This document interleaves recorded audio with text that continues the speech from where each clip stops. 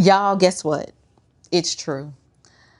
I don't know if y'all knew, but the new face of white supremacy is a bunch of black folks at the White House. Who knew? Go America. I mean, listen. I just want to get something straight. I want to make sure I'm understanding this correctly. If black people go to the White House during Black History Month and we go there to celebrate the legacy of Black Americans, are you trying to tell me that us going there, sitting with the President of the United States, is somehow makes us a coon and a sellout and a whole house Negro? I mean, we was in the big house, but in light of us being in the house makes us house Negroes. I've heard everything from I've betrayed my people to me being the new face of white supremacy. Man, I tell you, listen, black folks can be some of the most hateful, miserable cretins you will ever meet. I have experienced more hatred and racism from Negroes who look just like me than I ever have from people who don't look like me. And the thing about it is, I, I don't know. It's just weird, but what I'm about to say is going to make a lot of you mad. And you're going to be more mad than what you were yesterday seeing Black Americans again at the White House. So apparently, Black excellence is requiring that in order for you to qualify as being great and Black, you must have a permission slip from the Democrat Party. And if you don't sign said loyalty oath and get permission from the Democrat Party, you'll be digitally lynched. But here's the thing. You guys can call us all of the little tired names that you want. Your words have no power over here, because over here, we're fully functioning in our freedom and we go and do whatever the heck it is that we want to do. And the best thing that I could do is demonstrate how weak and miserable and ineffective so many of you are by spending your time on the internet calling us names. So let's get into this.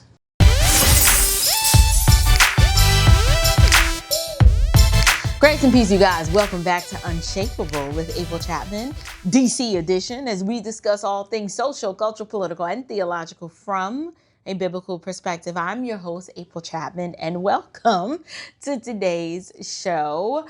So yes, it is true.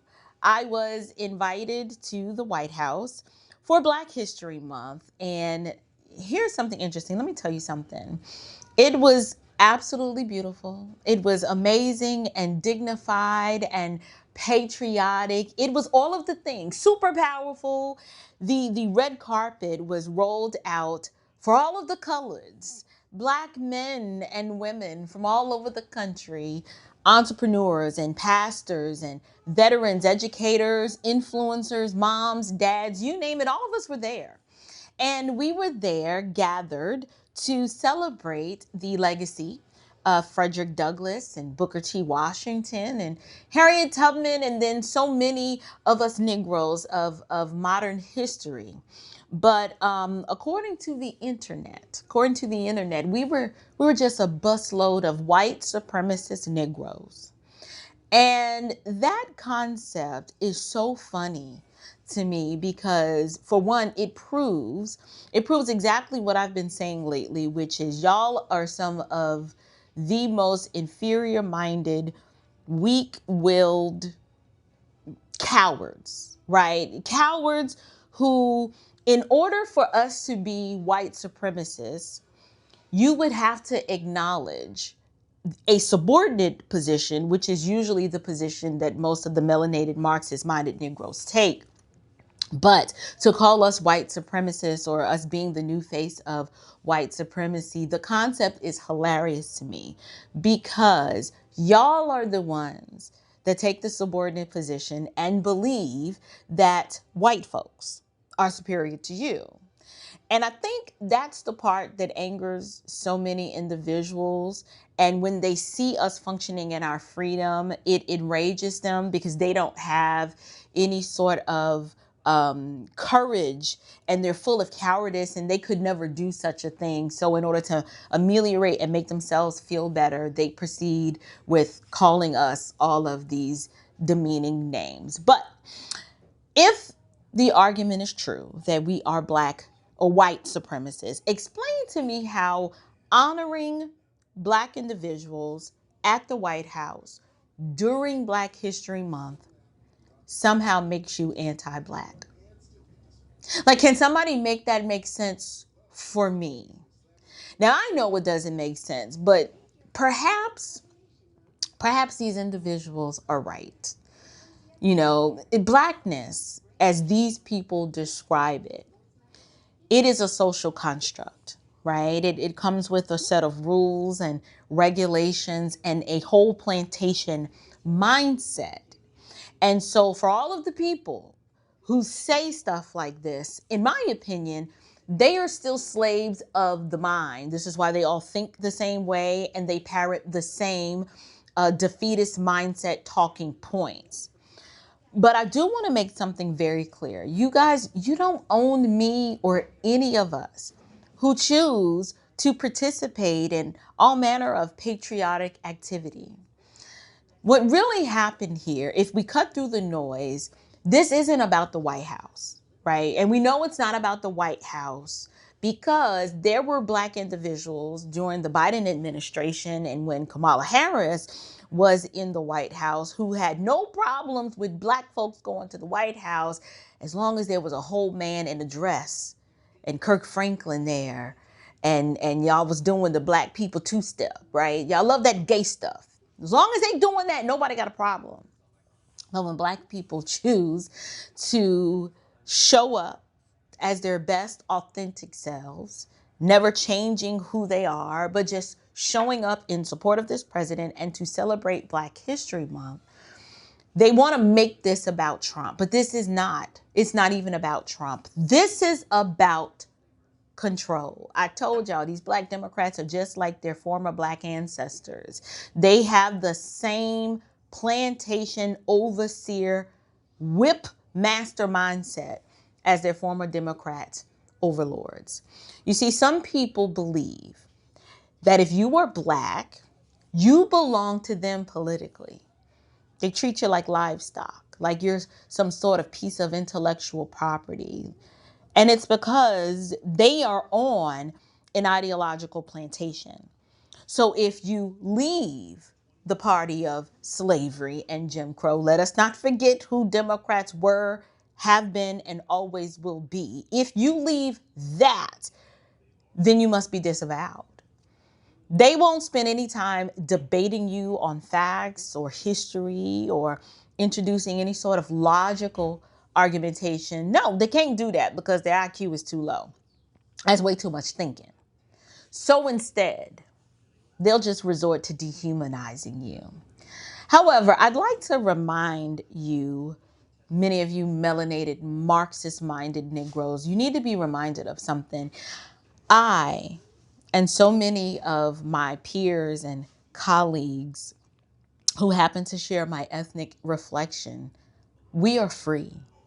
And we're not just free in this country because we're Americans, but many of us are free in Jesus. And so because scripture reminds us that for freedom, Christ has set us free, we stand firm and we don't submit ourselves to the yoke of slavery. Now, obviously in scripture, the Apostle Paul is talking about the yoke of slavery and bondage to sin.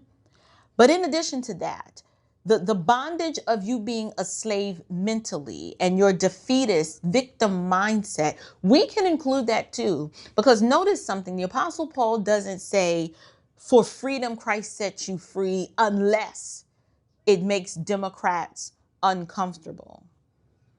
Some of y'all are completely removed from the concept of political freedom. You don't want anyone else to have political freedom because you're still a mental slave yourself. You're still mentally enslaved and you're still slaves to sin. This is why you have so much hatred in your heart, and it comes out on the internet.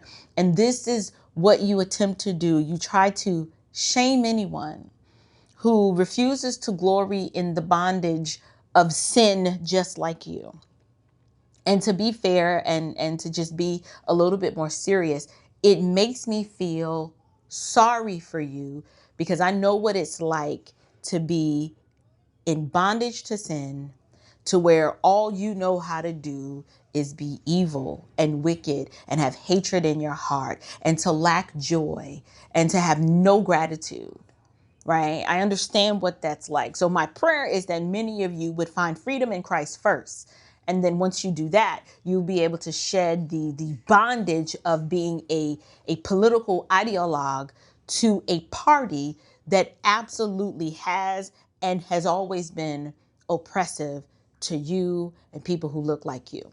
But in all seriousness, I've heard them throw around this term white supremacist. And to me, the term white supremacist has lost all meaning. And it really doesn't mean anything anymore, because for you to even acknowledge such a category means that somebody else has to take the subordinate position. And there may be people who believe in white supremacy as an ideology. And in my opinion, those people are free to function in their delusion and believe whatever it is that they want to believe. But when I hear Black people saying it toward other Black people, I'm left with no choice but to believe that it means that you've disagreed with progressive ideology, and they need to do that to shame you back into silence. Apparently, if you believe in border security, I didn't know, but that now makes you a white supremacist. I've even had or heard white liberals argue this. If you believe in voter ID, you're a white supremacist, right? If you believe that men are men and women are women, you are now a white supremacist. And now we can add to the list, if you attend the White House, you're definitely a white supremacist, unless a Democrat invites you. Then, and a gay man in a dress is going to be there dancing and prancing, then that is okay. It's sad, because I didn't know. I was today years old, or should I say yesterday years old, when I realized that white supremacy now includes Black entrepreneurs and pastors and veterans and other Black conservatives who are mothers raising families, who want to keep babies. Like, who knew? Who knew that this was the new face of white supremacy? So if that's the new face of white supremacy, then I guess I am guilty as charged. But here's what I do want to do. From my time there at the White House, I wanted to show you guys a clip of one of the most meaningful and impactful moments of the whole evening. Well, actually, it was in the afternoon. Let me get this clip queued up, and I want to show you guys this clip. Take a listen to this. I like about him, he keeps it real, just like Grandma. I appreciate that, because I can trust him, because he tells exactly how he feels and what he thinks. Thank God for this president. I am filled, my cup runneth over, because he allowed his constituents, his people, to come to my house to interview me, to talk about the murder of my grandson. It seemed like nobody cared. I'm an advocate for murder. I marched, I rallied, I pulled out other families in the District of Columbia that had murders and did not have answers. Ooh. We marched and we rallied, and nobody heard me, Democrats. Get mad at me. Until this Republican sent his constituents, his people out there to interview me in my home. Have you ever heard of a thing? Then they invited me twice before Congress to testify for the beautiful bill that's going to change crime in the district. If you kill somebody, okay, You take a life, you do life. Just that simple.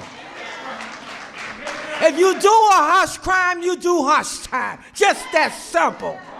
And then we need National Guard, and which we did years ago. He brought it on.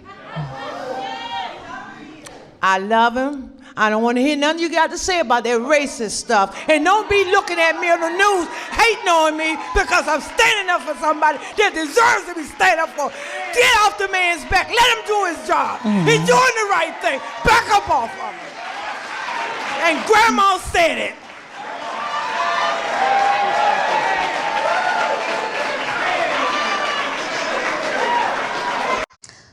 Listen, let me tell y'all something.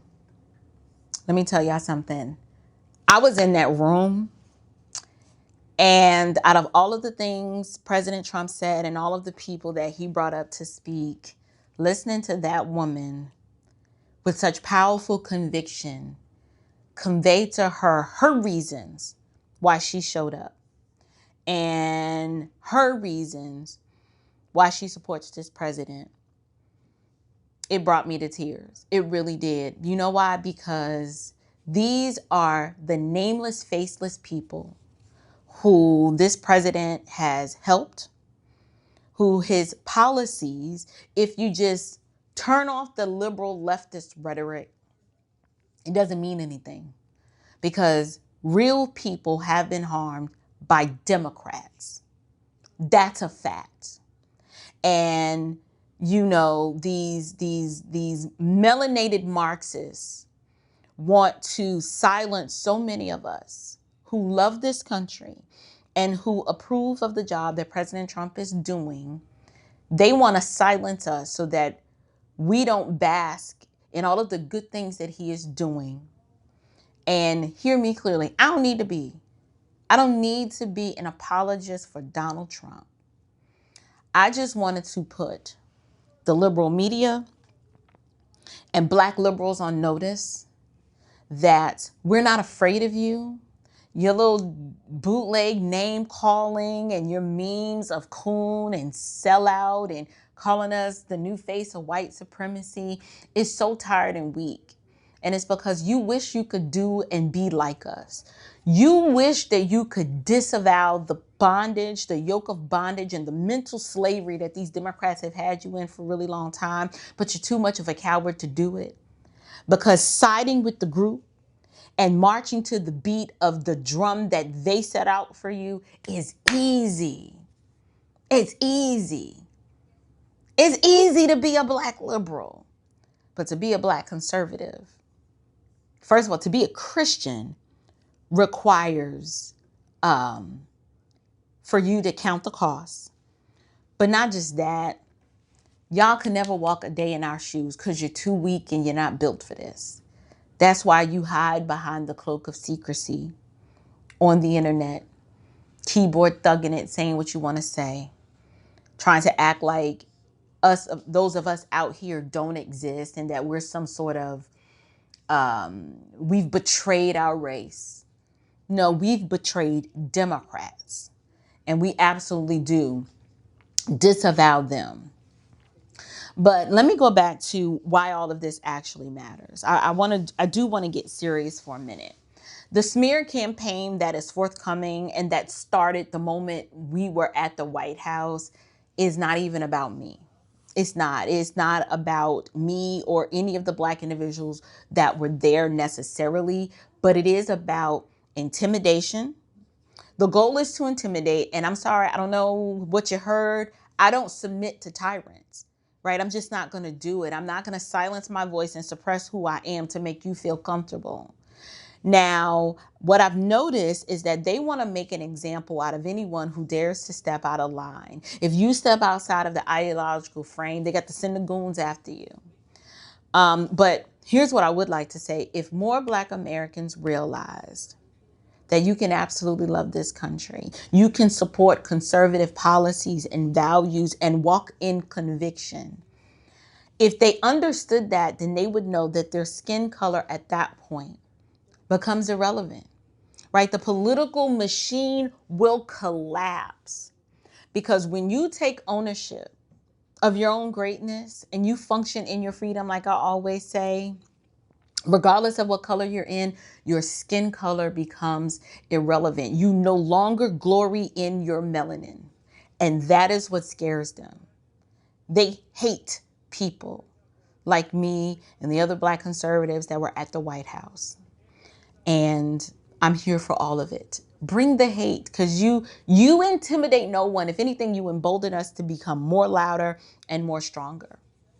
But the part that I love the most about being there was listening to that grandmother who lost her son to gun violence in the district and showing the care and compassion and concern that Donald Trump had for her and all of the others, and how he was willing to do something about it by making DC safe. So here's the message for Black History Month. It's not about grievance. It is about resilience. It is about acknowledging the contributions of men and women who we don't ask for permission to exist. It's those of us who follow in the steps of Frederick Douglass, who didn't wait for white liberals to approve of him. It's following in the footsteps of people like Booker T. Washington, who didn't consult the focus group, okay, and beg to be in the room. These men walked in courage, and I refuse to be bullied out of spaces that celebrate our legacy or who want to acknowledge our contributions. You're not going to silence me. I go where I am invited, and I go to represent myself and my family and the aspects and individuals of my community that are doing great things. It is bigger than me. So listen to me carefully. I have not been, nor will I ever be, your coon or your sellout. I am not owned, and that's what makes you mad. You want me to be your coon and your sellout, but I won't. And I won't be intimidated. Nor will I have to feel the need to apologize for loving my country. This is the best country on the planet. And I love being a citizen here. So if your definition of Blackness, if it requires political uniformity, then you can keep your group thing, because I don't want it. Okay, I don't want it. I'm not participating. I reject it. I stand firm on my own convictions, and I think for myself, and I don't care who doesn't like it. But I am curious to know from you guys, were you guys offended that if you're one of the individuals that were offended that Black people were at the White House, please leave me a comment and explain to me why. I'll hear all of the remarks like, he ain't gonna never accept you, he ain't gonna never love you. And I'm like, you sound like a sorry slave who looks to other people for affirmation, approval, and acceptance. How sad are you? It's so sad. But anyway, if you were excited to see that we were there representing well, leave me a comment down in the description box below. And the only thing that I really want you guys to remember is that for people who believe that there's no such thing as a true Black conservative, I hope you seeing us at the White House proved you wrong, that we are absolutely out here in these streets representing ourselves and our families and our communities well. And we are absolutely proud to be an American, and we're proud to be citizens of this country. And at the end of the day, we will never stop working to make America great again. So I love you guys. Until next time, stand firm, stay bold, and above all else, stay unshakable. Grace and peace.